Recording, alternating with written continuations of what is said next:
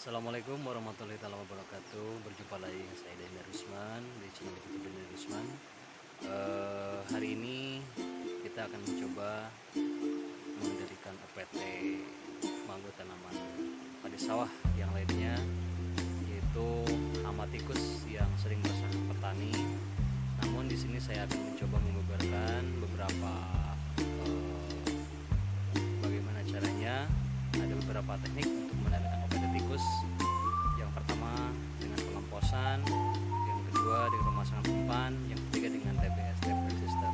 Namun karena di sini saya menemukan lubang aktif, jadi alternatif yang sederhana yang akan saya laksanakan adalah pengendalian tikus dengan menggunakan sistem pemasangan umpan. Ini dia lahan sawah yang kita akan kendalikan OPT tikusnya. Terlihat di depan sana ada tumpukan bebatuan di pematang, sehingga lokasi tersebut sangat nyaman untuk didiami oleh gerombolan tikus, sehingga mereka membuat sarang di sana. Kenapa? Alasannya saya mengendalikan tikus sedini mungkin, karena jika mengendalikan tikus pada saat padi sudah menjelang usia generatif atau menjelang primordial, mereka tidak akan fokus kepada umpan yang akan kita pasang, tetapi mereka lebih fokus ke tanaman yang ada di lokasi ini. Jadi mungkin akan sia-sia saja. Nah, makanya itu dari itu lebih baik kita aplikasi pemasangan umpan beracun untuk tikus dilaksanakan sedini mungkin sebelum padi menjelang usia generatif. Ini dia bahan-bahan yang akan kita gunakan untuk mengendalikan hama tikus. Di sini saya menggunakan rodentisida dengan merek dagang Sidarat, ataupun bisa juga Petrokum, atau juga bisa menggunakan Kresnakum. Kenapa saya di sini ada dua bahan, yang satu ditumbuk, yang satu tidak? Nah, ini adalah Petrokumnya atau Sidaratnya. Ini jenis yang tidak kita haluskan. Kenapa? Jika memang luasannya atau serangannya belum begitu hebat, jadi kita bisa gunakan Sidarat dengan jenis seperti ini. Jadi tidak kita haluskan. Namun apabila serangan di lapangan cukup hebat dan luasannya cukup luas, maka saya anjurkan sahabat tani untuk menghaluskan Sidarat tersebut atau Petrokum yang akan kita gunakan seperti ini. Jadi kita tumbuk halus. Nah, nanti kita campur dengan beras. Ini dia. Nah, jadi kita campur dengan beras. Tujuannya apa? Supaya pada saat kita aplikasi di lapangan itu, apabila serangannya luas dan petakannya cukup luas, jadi 10 butir Petrokum yang seperti ini, 10 butir Petrokum dicampur dengan setengah liter beras. Tapi diusahakan berasnya yang sudah tidak layak makan, yang seperti ini, yang sudah ada kapangannya, gitu ya. Nah, nanti caranya bagaimana? Kita lihat untuk aplikasinya. Di sini ada 3 bahan yang akan kita gunakan untuk pengaplikasian umpan di lapangan. Yang pertama ini adalah ada Sidarat atau Petrokum yang telah kita haluskan sebanyak 10 butir. Kemudian ada juga beras yang akan kita gunakan sebanyak setengah liter.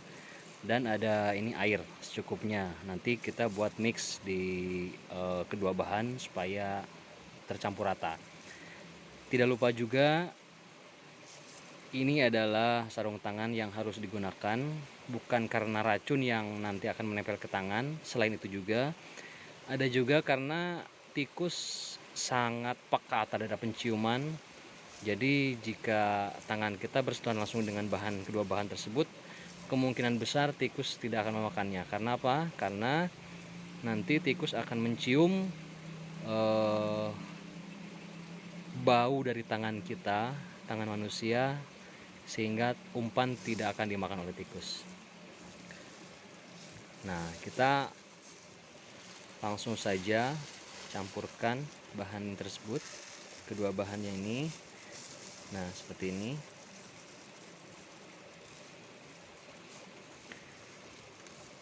Kemudian kita aduk rata.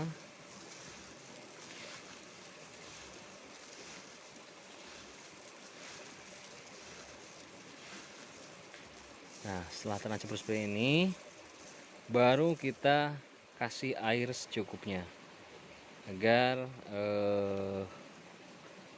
antara rodentisidanya dengan beras ini tercampur dengan rata dengan baik, seperti ini.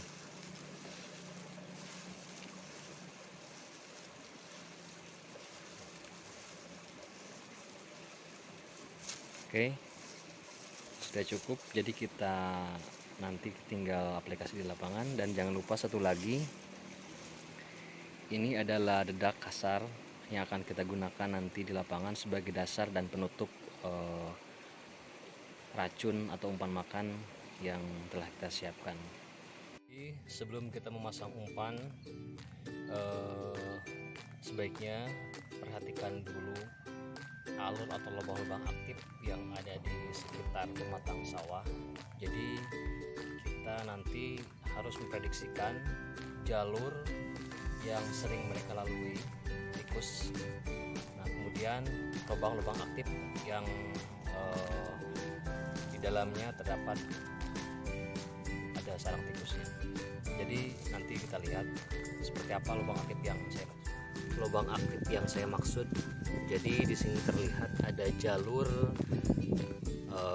bekas lalu lintas tikus sehari-hari. Jadi terlihat ada alurnya. Sepertinya ini adalah lubang masuk dan ini adalah lubang keluar. Jadi biasanya mereka berdiam diri di pematang sawah yang ada tumpukan batu seperti ini. Kita akan mencoba memasang umpan karena kita sudah menemukan lubang aktif di sekitar pematang sawah agar ketika mereka keluar, kita simpan nanti umpan di depan mulut lubangnya. Jadi diharapkan ketika keluar nanti malam mereka langsung menemukan umpan yang sudah kesana. Kita akan pasang umpan. Jadi kita memasang di kedua lubang yang kita temukan tadi. Pertama-tama kita simpan dulu dedak.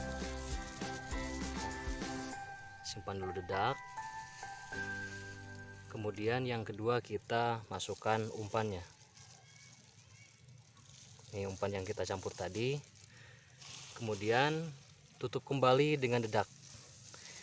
Tujuannya apa?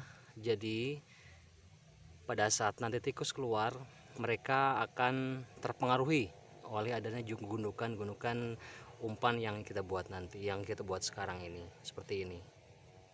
Kemudian ini yang lubang kedua, kita sama seperti tadi, kita pasang dulu dedak kasar sebagai dasar umpan, kemudian masukkan umpan yang telah kita campur tadi, kemudian tutup kembali. Nah, ini akan memancing para tikus-tikus untuk